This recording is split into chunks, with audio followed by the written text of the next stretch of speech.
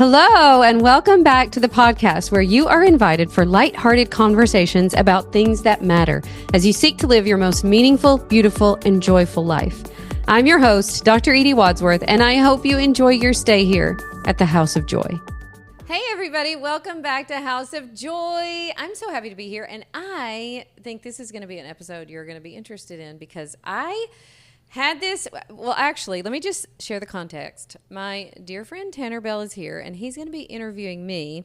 And how this came about was we had a podcast interview that kind of fell through, and Tanner's like, oh my gosh, well, I have an idea for you. You need to talk about, and he went all into, if I were going to interview you about, I would ask you this and this and this. So why don't you just record one and answer all those questions? That would be so good. And I'm like, well, why don't you come over and ask me the questions? I'm so excited. I was literally telling Edie, like, all of the selfish things that I, like, wish I knew about her summer. I was like, Edie, the solo podcast could just be about your summer and, like, all the rest and all the great things that have been birthed out of it. So I'm super excited. It's going to be so good. Well, I'm really excited. I'm so glad you're here. Tanner gives me all kinds of great ideas. He just got roped into doing the podcast because of this great idea. Just popping over. But it's basically going to be a little bit, I think, about work-life balance and my recent sabbatical. Tanner and I were in the same coaching program for a year together. So not only are we really good friends, we hang out on the lake together, we go to the gym together, we talk about business together, we talk about family together, we hang out together. But we also kind of know each other's the back end of the like business. Like the context of each other's lives and what we're really struggling with. Yeah. And I think it's one of those things where if you don't have people in your life where you can just be your real self with your real struggles, you need them because we can, in a loving way, I wouldn't even ever say it's like calling each other out, but it's just in a loving way, helping each other remember the things that we said were important to us. Yes. And so I think that has been a really awesome part of being friends in life and, you know, friends in business.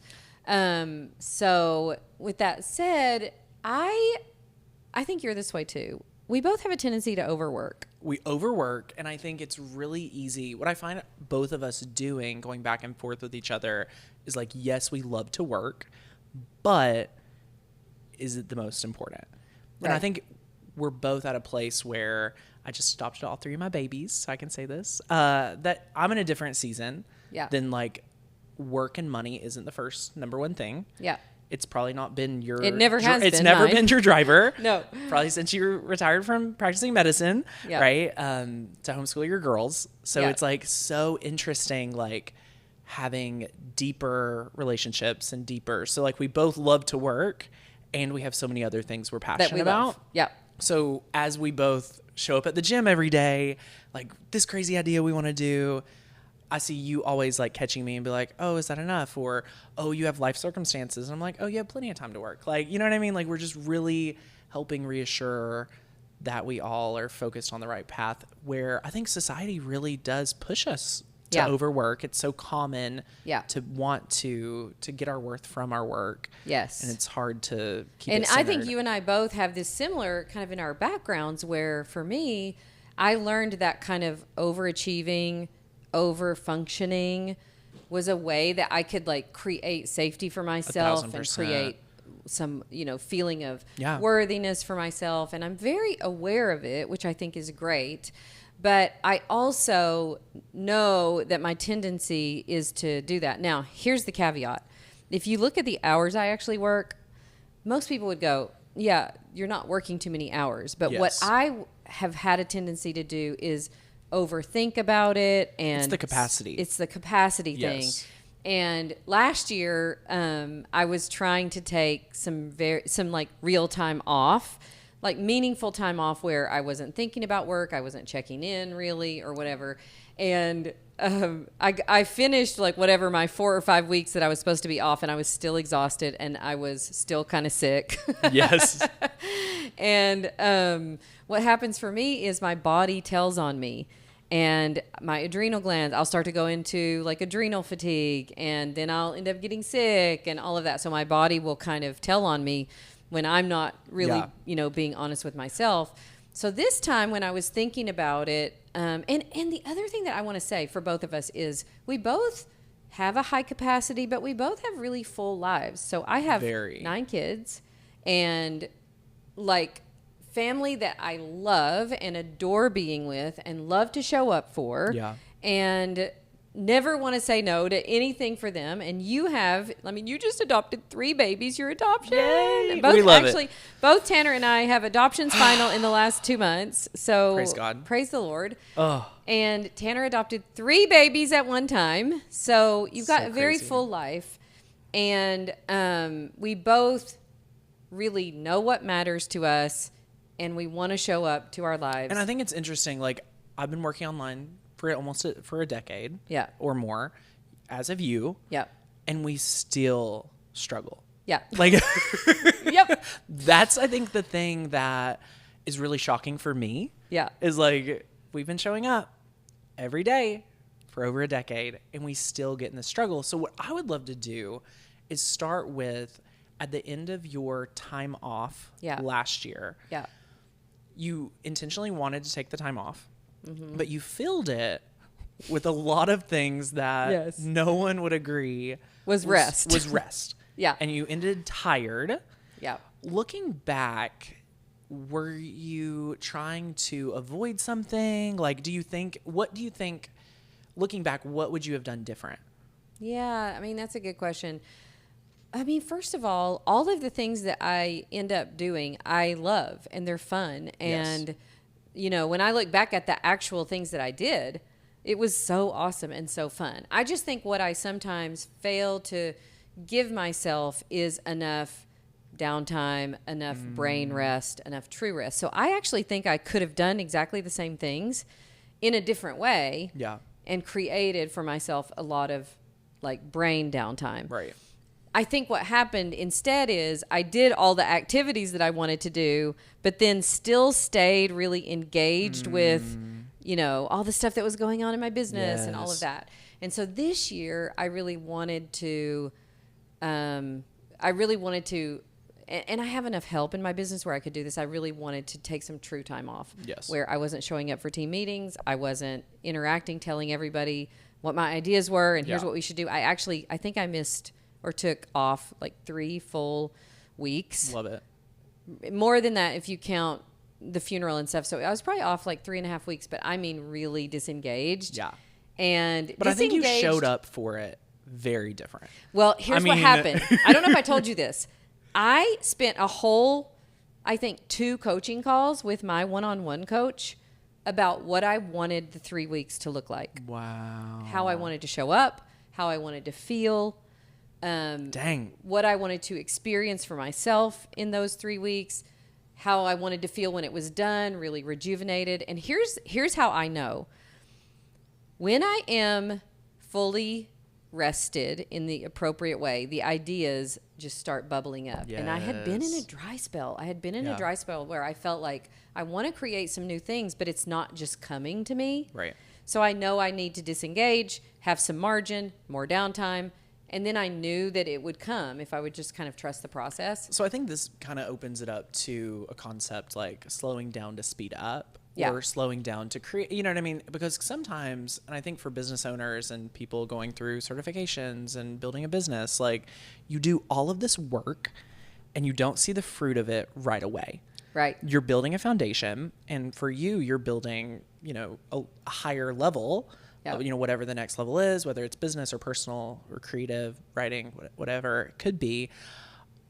It's a really hard concept for us from a body perspective to be able to put in all this effort and then look and see little to no reward yet. Yeah. So how have you really embraced and thought through like the slow down to speed up concept?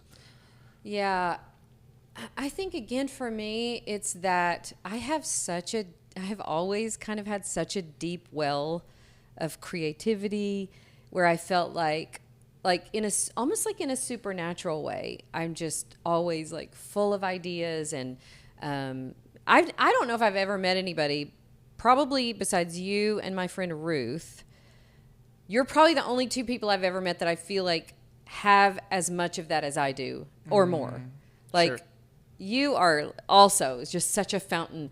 Like, we're both excitable. Oh my gosh, I just thought of this thing. Have you ever tried this? We should do this. I should do this. And which I love and I'm so thankful for. So when I see that part of myself that has always been so bubbling with life and ideas, when I see that like not working in the way that I'm used to, it worries me. I'm like, oh man, like, where is that? Yes. Okay. And so I think for me, it was noticing that I was trying to force things, like things weren't coming to me. Like, I've had on my list this year to write a book, and I kind of like shoulded myself. I should write a book. I want to write a book. Yeah. I want to write multiple books. For a second, I was about to say, it became multiple. I want to write multiple books. I want to get my intellectual property, all my ideas really out and, in a form where anybody can access it, because not everybody's going to be able to join my coaching program. So I set this very lofty goal for myself at the first of the year about these books, and did really good for about 7 weeks. And then it all started to fall apart. I think part of the reason it fell apart is because I was so emotional about Tom's adoption. It wrecks you. It wrecked me. Like, wrecked me. Yeah, I wasn't ready. And my book that I was writing was on emotions, and I'm like, I'm not okay. Yeah. And so I got to like chapter 7 or something like that. It kind of all fell apart, and I wasn't even sure I wanted to keep going. I didn't really know how to keep going, so I kind of tabled it. And then the next, because I set my goals in kind of, 90-day cycles or quarters. So the next quarter, I put it on my list again, and I've never felt like I had to keep forcing something. And for me, this felt like forcing, like I know I want to do it, need to do it. And heavier. And it felt heavier and heavier and heavier. And then I got into this place where I felt like, maybe I just don't have it anymore. Like, have I lost it? Like, I have always felt like that creative spirit or spark in me was such a magical thing. And then I'm like, it's just not there. I just don't have it. And so for me, part of it was, okay, can I acknowledge for myself that this has been a really hard season? Like, can I acknowledge that for as large as I feel like my capacity is, I'm also just a human. Yes. Really struggling right now through some hard emotions. I think sometimes too, like Tom's story has brought up a lot of stuff from my own story. Sorry, everyone. And just allowing myself time. Like, what's the hurry? Just because I set a goal, like, what's the hurry? And giving myself time. And I am telling you that between that, like acknowledging that, and these really powerful coaching calls that I had with my coach, I just developed a lot of compassion for myself. And I wanted to give myself the gift of, really disengaging and trusting that other people could run the business and all of that. But I'm going to tell you, Tanner, nothing was harder than those first couple of weeks. So that's what I was going to ask. Yeah. There's people here that's listening that may need a personal sabbatical, maybe they're in a pivot launching their business. They need this creative well. They need to like get close to it. Yeah.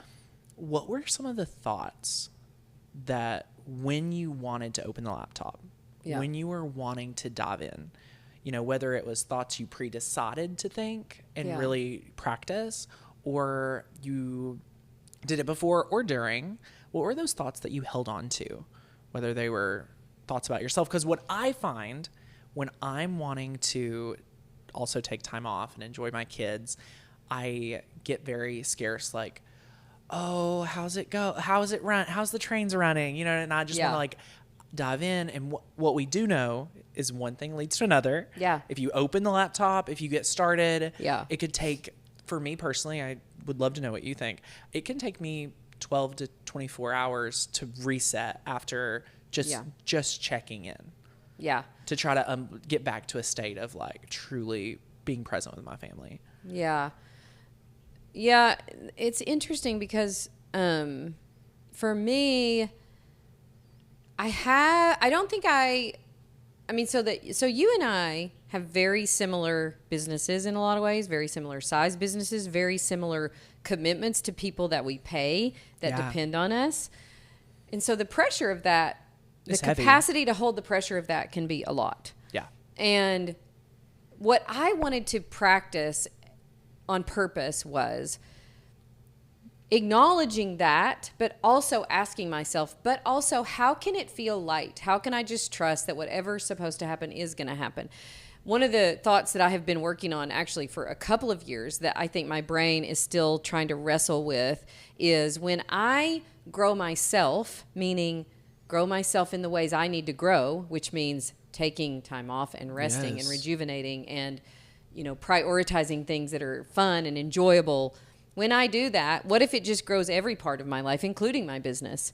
Yeah. So what if taking time off doesn't take anything away? What if it adds? Yes. What if taking time off means that the time that I do, when I do come back and the time that I do work, what if that's just multiplied? It's like basically a stance of faith and abundance that let me just trust that if I take good care of myself and get myself reset and give myself what I need, that it's all going to work out. And so it was kind of like that coming, like continually coming back to that.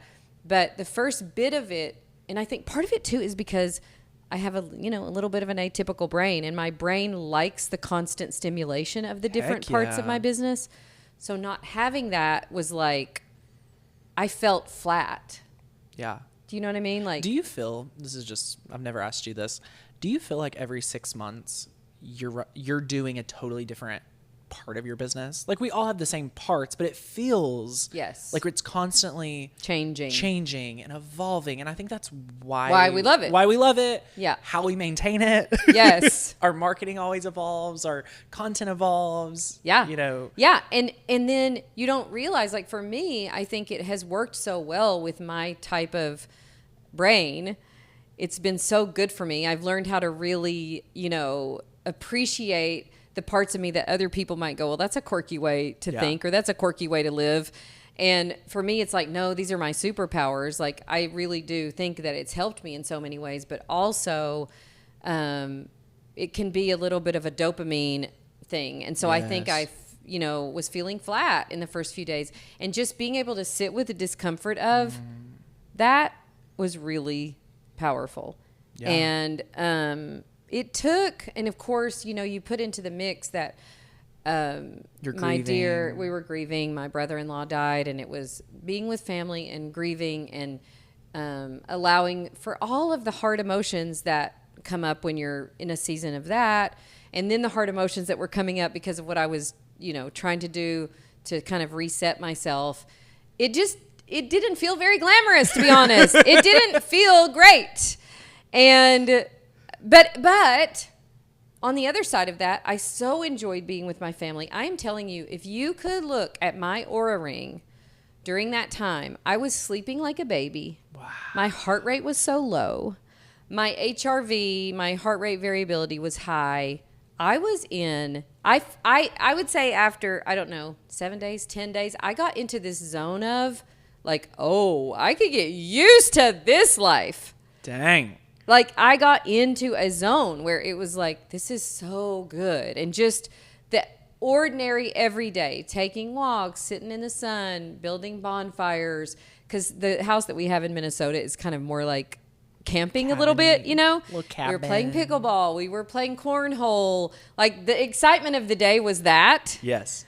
And man, I just feel like because I set the intention that I want to get good at that. Like I'm good at the other things that I do. And I felt like I did finally get into the zone, and my body responded well. Like I was actually worried when I came back, to be honest, like, ooh, is it going to be hard for me to readjust to the normal life that I have here where, I'm running a business and I'm taking care of a 11-year-old and I'm, Yeah. I think it's so just fascinating to see how much intention you put in that.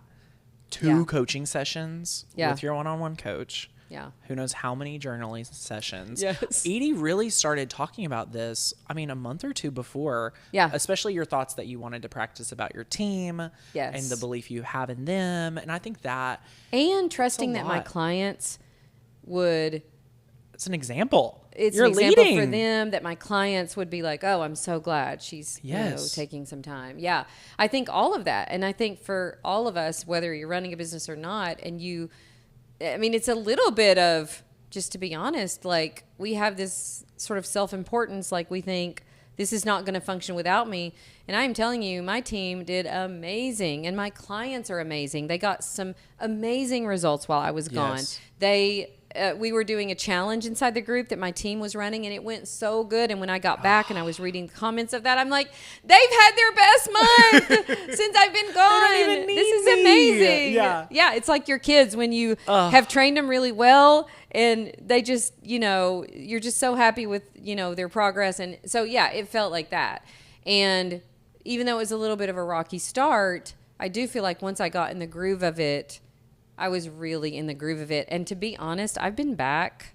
Have I been back 10 days? I think I told you this morning at the gym. I'm like, I've been back, but only sort of. Like, I think that's part of it. It's like redeciding the levels. Because I think a lot of it, when you talk about capacity, I could take time off and then come back and be like, wait, I can get the same amount done, but it feels a lot less. But there's something about it when we're back in our swing and like really, because we are people who keep full plates. Yes. Like I want to be someone who can have a full plate and it feel so easy. Me too. Like that's what I want. Is the thing that I feel like I really want to work on in the next, few months through the end of the year is I love all the things that I'm doing, and how can it all seem easier and more joyful and so happy holding to get it up. A little lighter in my brain. It's not like physically, it's not like physically, but like holding it a little lighter in my heart and brain.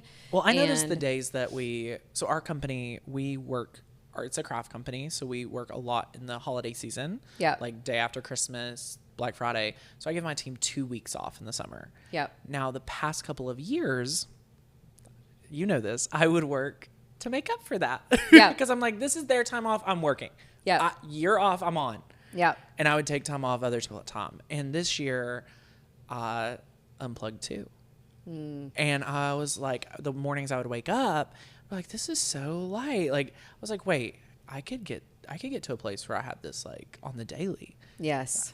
Excited to get up. Excited. I'm doing almost the same stuff. I'm just playing with my kids rather than training or leading. I think leading, especially companies like ours, like people need input. People want so much of you to make sure that it's your vision, right? And that's a big plate.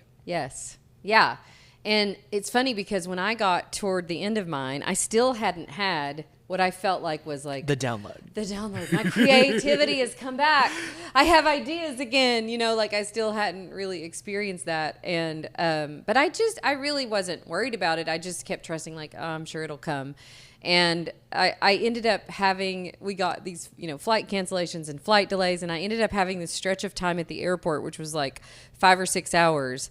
And everybody around was so frustrated. Everybody was so mad and just irritable and being not very nice to each other. Everybody was mad at the airlines, and then they were being mean to each other.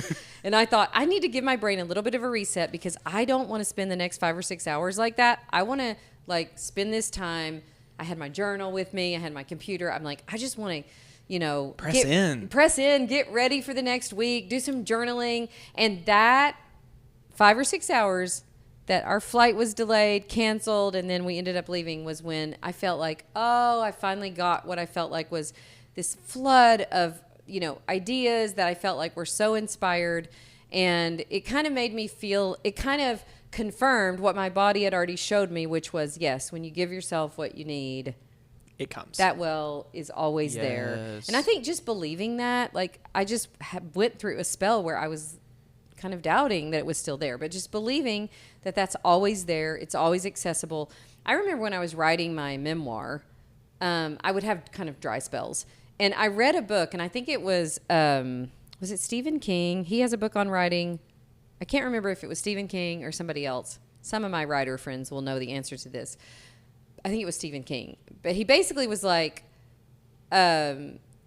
inspiration comes every day at 9 a.m. when I sit down to write. Basically, because we're looking for that inspiration. But his point was, I just sit down to write every morning at 9 a.m. And just comes. and inspiration knows where to find me. Wow. And I love that idea. I love the idea that we can't always decide when that's coming, when those ideas, when that creativity, when that inspiration is coming, but we're dedicated to doing our work. And in my case, we're dedicated to doing our work in a balance of being dedicated to margin and rest and refilling and doing things that bring us joy. And I'm telling you, we are both, this is no secret, that we are both like loving the wake surf life on on our lake that we both live on. But did y'all know Edie made me buy a wake surf boat by taking me out one time? I mean, it just had to happen. Wake surfing, and he's like, yeah, this is really fun. But that has been huge for us because it's given us something as a family that's so fun that, you know, is just... You know, a way to be, the summer activity, a way to be together, disconnecting from life, giving ourselves margin, doing things together. It's just been so fun. So that, to me, that has been just a fun, huge part of this whole process. But it also was just a good reminder to me that you give yourself what you need. And like I said, while I was gone, I did plenty of things, but it was the brain rest. It was the really letting myself kind of disconnect so that I could reconnect in a valuable way. So good. Yeah, it made me so excited about the future too, because I don't know. I mean, none of us know really what, I couldn't have imagined 3 years ago that I'd be sitting here with this kind of like this amazing life coaching membership, certifying coaches. I never could have imagined doing what I'm doing. And I also, this is what I teach my clients, like your best days are ahead. You're going to create the most amazing things and it's still ahead. And there's part of my brain that wants to go, well, you did it. Yeah. So you're not going to be able to top that, or you won't have ideas that feel that inspired.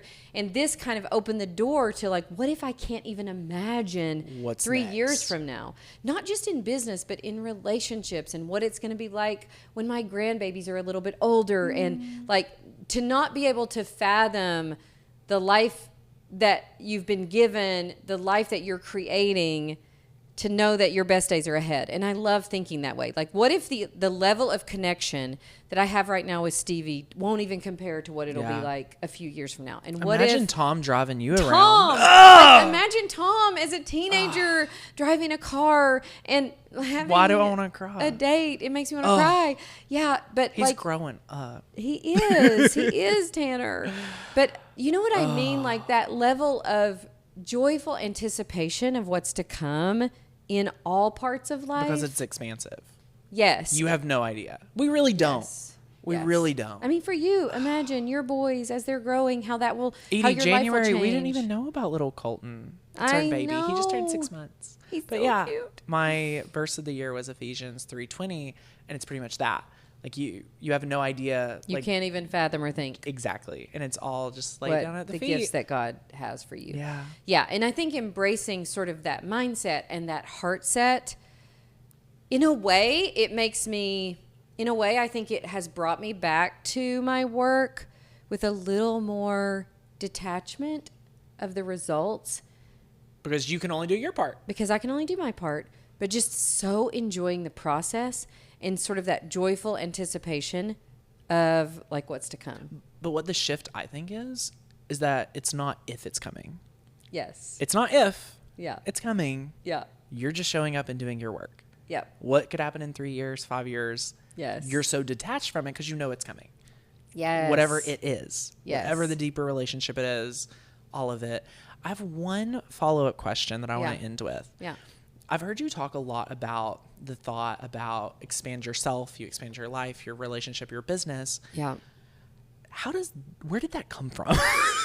Like, where did this concept come from? Because I heard you share it at our mastermind. Yeah. And it was pretty much expand yourself. It expands all aspects. I think I'm trying to remember. Was it when you like reflected and like realized like, oh my gosh, you have like something you never even imagined? Like, I think so, but I think what it come came from from? was when I set a really big goal for my business and my brain wanted to go, well, if you go for that and reach that, it's going to take away from your personal life. It's going to take away from your family. It's going to take away from your relationships. And I do think that is kind of a lie that we believe.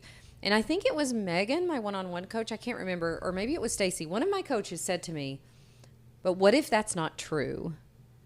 What if, as you grow expand and, set these big goals for your business, that it grows you so much that every part of your life grows. Your relationships get deeper. Your impact is more. Your, connection that you have with the people you love is more. Your joy is more. And so it got me thinking. I remember the day that I journaled about this, like, oh, what if as I grow my impact in the world in this realm, what if love grows and generosity grows and gratitude grows and love grows and then it was just such an exciting thought. Like they don't have to, it's not like a scale where as one goes up, the other one has to go down. And it kind of made me realize that really at the end of the day, whatever I would gain from setting those goals and achieving those goals is available now, because the more love, the more gratitude, the deeper connection, the more enjoyment and joy in life, all of that is available now. Dang. And it was like mind bending. I'm like, oh yeah, I could have that now. And then what if that propels the rest of it and it doesn't feel like a ton more work or double, like if you're thinking about you're going to double your business or double your goals, most people would think, well, that's going to double the headache and double the responsibility and double the stress. But what if it cuts it in half? Yeah. I love thinking that. I love thinking that. I don't know. I mean, it's just been a fun concept, to kind of work through. And I have seen it to be true, because if I look back at the last couple of years in my life and business, we just had this past weekend where the grandbabies were here and we were on the lake wake surfing. And I'm telling you, it's like dream life.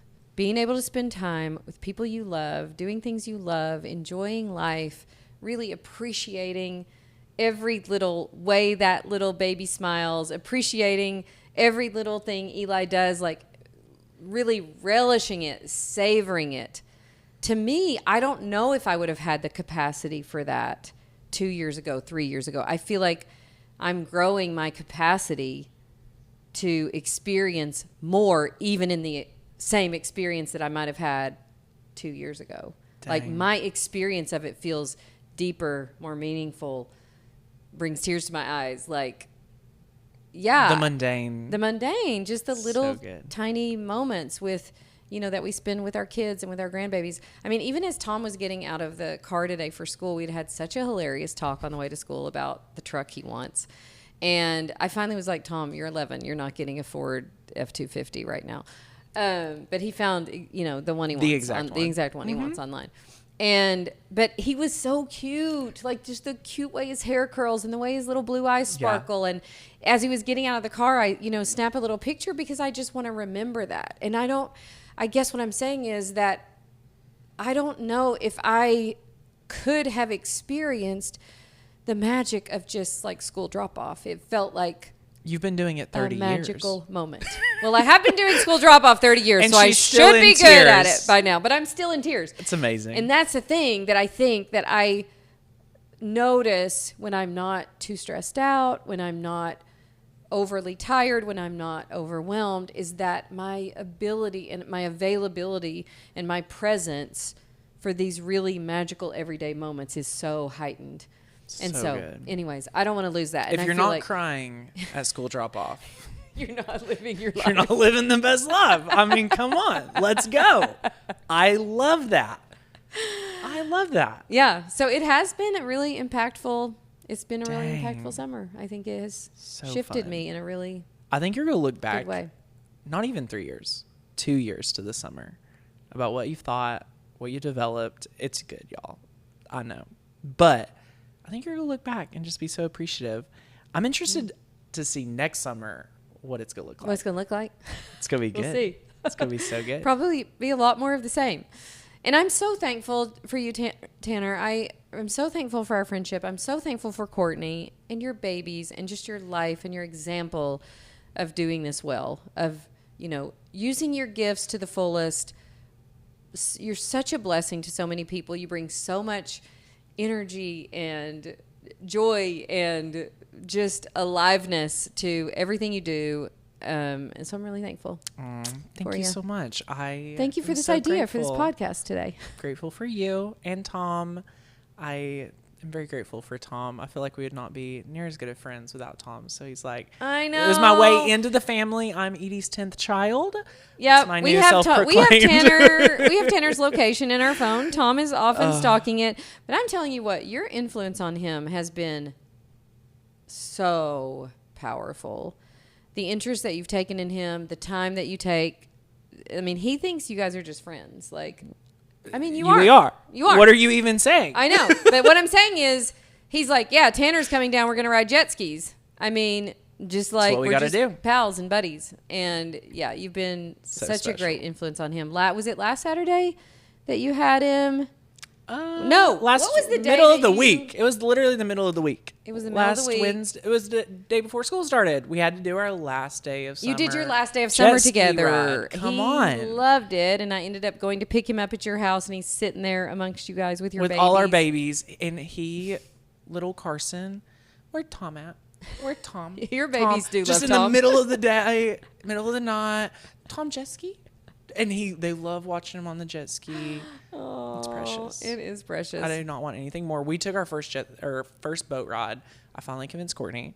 It took many hours, but we rode the boat all the way to Edie's house, which is like a 25-minute boat ride. Just me and Courtney and all three of our kids. Y'all, when I came down there and saw Courtney, literally, you were driving the boat. Courtney's literally holding all three babies in one thing. I immediately said, give me the baby. So she gave me the baby. But I'm like, y'all are brave. I was so proud. Listen, we had our kids here this weekend. We had 4 adults and 2 babies, and we were a little overwhelmed. Listen, enough snacks on the whole ride home. We just gave them the phone, and they watched the little show. We had a great little family activity and got to hang out with you. I know. It was so fun. Well, thank you guys so much. I hope this has been beneficial for you, me sharing all my struggles and all my magical moments, and you can create all the same ones for yourself. You need a good friend like Tanner to help you do it, though. Woohoo! All right. We'll see you next time. Thank you. Bye.